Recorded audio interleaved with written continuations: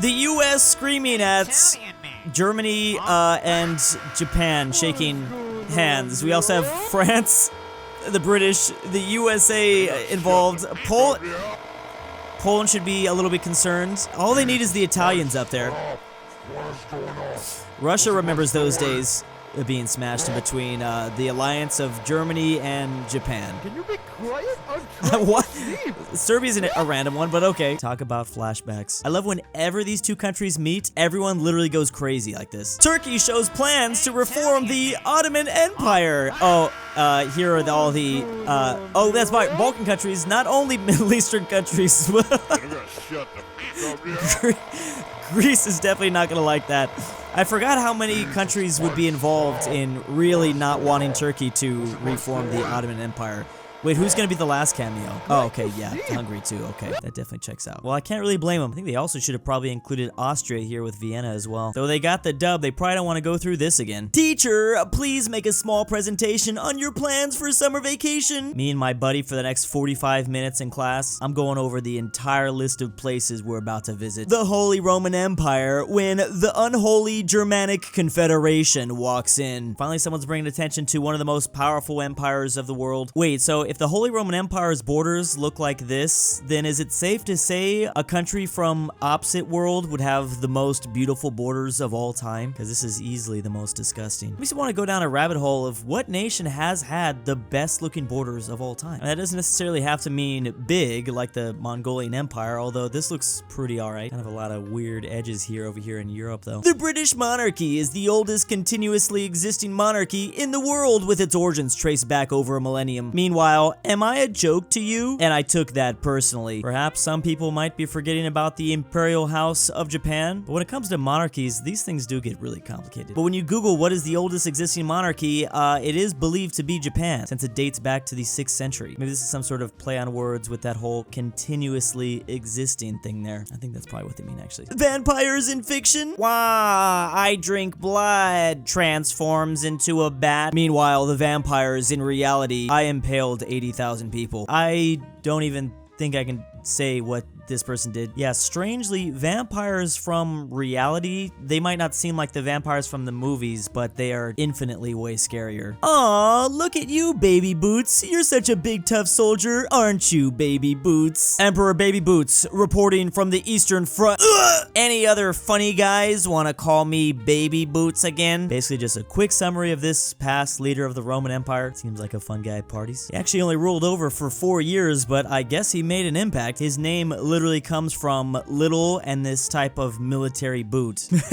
Yet here we are still using his little nickname. Produce an error or draw 25 cards. Meanwhile, Alexander the Great. Ah yes, this can't possibly be a horrible idea. When has that ever happened in history, where the king just doesn't produce an error and then everything is chaos? I feel like his hobby here of conquering everything kind of got in the way of some things. Ooh, a WikiHow article about how to become immortal. Step 1, drink mercury. This advertisement was sponsored by this former Chinese emperor himself. I gotta admit to him, it does look like it would be a thing that would make you become immortal. Ironically, it turns out it actually does the exact opposite. The true successors to the Roman Empire is the Ottomans, small brain. The true successors of the Roman Empire is the Holy Roman Empire. I don't think so, but bigger brain. The true successor is Byzantium, even bigger brain. Finally, the legitimate true successor. And I don't think anyone can argue this. San Marino was literally around during the Roman Empire. They might as well just hold the title at this point. Like how in the Country Ball universe, this ball is always described as being the oldest and wisest of them all. Fact, Brazil is the true new Rome. It is the largest Latin country and has the largest population of Roman Catholics. I guess with the over 200 million people living in Brazil, that is a true fact. Do we really need more people claiming to be the next new Rome, though? At this point, we really already have enough. When you're the only non-European nation to have a colony in Europe. Now, this was a new one to me. I actually haven't heard about this. For a very brief time during the Napoleonic Wars, Napoleon ordered an invasion of Portugal and the royal family migrated to Brazil, declaring the new name to be the United Kingdom of Portugal, Brazil, and the Algarves. Still feel like it's kind of a miracle that things didn't just stay like this forever, with Brazil basically having colonies in Africa as well as their colony in Europe for a time.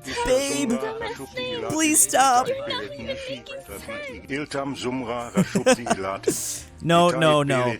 I think this man is making a whole lot of sense, actually. She just doesn't understand. She can't see a true Chad when he's right in front of her. Some Siberian islands in the year 3000 BC looks kind of not fun. Meanwhile, in Egypt, finally, it is complete. Humans just had very different priorities in different parts of the world during ancient times. It's actually kind of funny if you think about it in a different way. A lot of people were just out there trying to survive. Meanwhile, the Egyptians were out here building giant triangles in the desert. They definitely had their priorities in order. One of the most interesting parts of history to me is the fact that so many different things we think of as errors were happening at the same time. Samurais and pirates, mammoth hunters and ancient pharaohs. It's definitely something I don't consider enough. Fictional pirates fight spooky skeleton men and goes on crazy adventures. Meanwhile, real pirates steals $100 million, vanishes without a trace. They were basically just bank robbers in boats. Pirates just evolved into like mafia people and all sorts of things at the time. This is specifically talking about Henry Every here. He was quite literally the most successful pirate you've never heard of. Quite literally just stole a whole bunch of money and then no one ever found out what happened to him. Just disappeared forever. Which, to be fair, in those days, it's a lot easier to disappear. Nowadays, there's cameras everywhere and smartphones. I feel like it actually must have been a hard task to not disappear forever if you wanted to. I mean, do you think people really cared about what you were doing back in the 1600s? I guess the difference here is that this guy stole a lot of money and everyone wanted him. The theft in my front yard, watching as 20 watermelons come raining down into his direction. That's why I don't have security cameras outside of my house. I just have 3 trebuchets ready to go. I don't wait for the police. I am the justice. Imagine if Batman used trebuchets. My family be like, heaven gained another angel today. Meanwhile, me in hell. Where is the guy who built a golf course over the Newark Mounds? I actually wasn't aware of this event that happened in Newark. I have now become this man. This is literally me. This complex was built by Hopewell cultures between 100 BCE and 400 CE. Contains the largest earthen enclosures in the world. Now when you Google it, you get a lot of information about the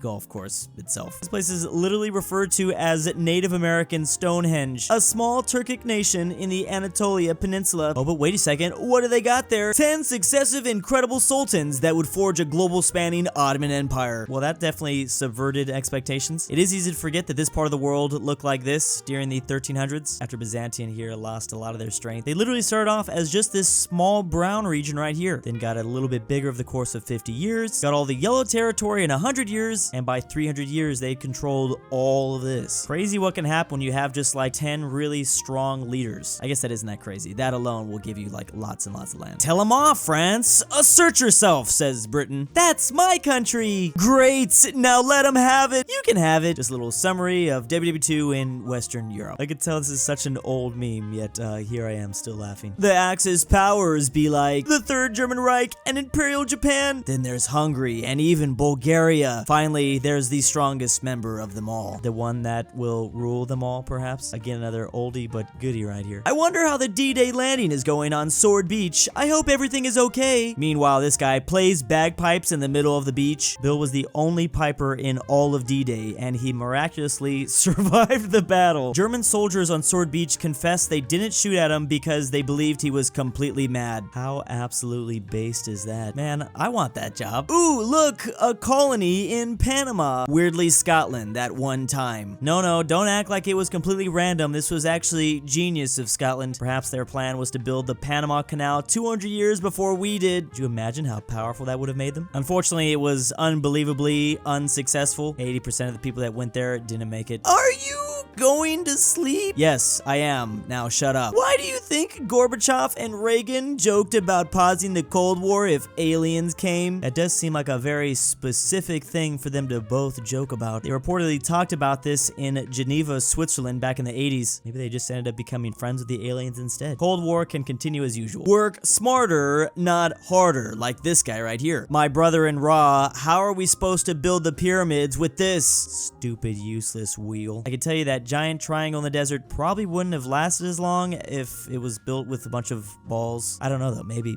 When you're the oldest, biggest, and most intact of the wonders in the ancient world. And it still doesn't even look that bad for being thousands of years old. Although, obviously, not exactly in its prime. Still, not bad.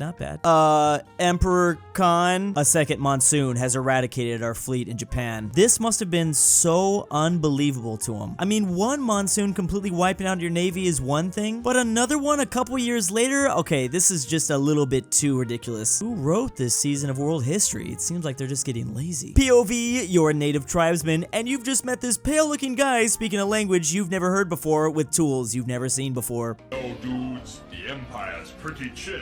Maybe you could, like, join it or something. This is better than Darth Vader just, like, completely wiping you out, because sometimes that happened too. Maybe that was his plan. He's just gonna become friends with you to backstab you. I think a lot of people ended up seeing this. Congress refuses to pay Benedict Arnold, calls him greedy when he asks for payback, claims he owes them, and does everything in their power to ruin his career. Meanwhile, also Congress when Benedict switched sides. Wait. I didn't even realize Benedict Arnold had an origin story. I completely forgot that I kind of skipped that episode. I should have looked into this villain origin story way longer ago. Oh look, it's Roman culture being dragged by the Etruscans and Greeks pretty much. Oh, Roman culture's awake. Wow, look how far I've climbed and I'm not even tired. Romans pretty much just copied the Greek and Etruscans homework and you know, they changed it up a little bit. By changing it up a little bit, I mean, you know, they just kind of switched some names around. How people think the US lost the war in Vietnam. Surprise, mofo. Not again. Versus how the US really lost the war in Vietnam. Are you guys done? No. Okay, screw this. I'm going home. The Vietnamese, they just don't give up. Got way more stamina. Helps that they can talk to trees too, though. Nobody, the Roman Navy. Yeah, as long as it kind of just got the job done, that's pretty much what matters. All right, now it's time to just kind of back up. Roman Navy goes burr. Finally, we're talking about this. And big thanks to my patrons. I am the kidnapper, and I've moved Drew to a Patagonian village. Is real. I'm not a Argentinian the grandpa. slow, depressing Drew Portugal Durnil collapse. colorblind. Carmel Is, Bryton Amateur, GoodOldRyah, Archaeology, Phresh. Jack I've almost Traven, managed to Friend, escape the imposter. RyeThePie, KirinoIsBestGirl, LuxembourgLover, TheGreatRalphy, Polish-Lithuanian Why.did.the.real.Drew.pay.his.imposter, ZaneyBoi, $20.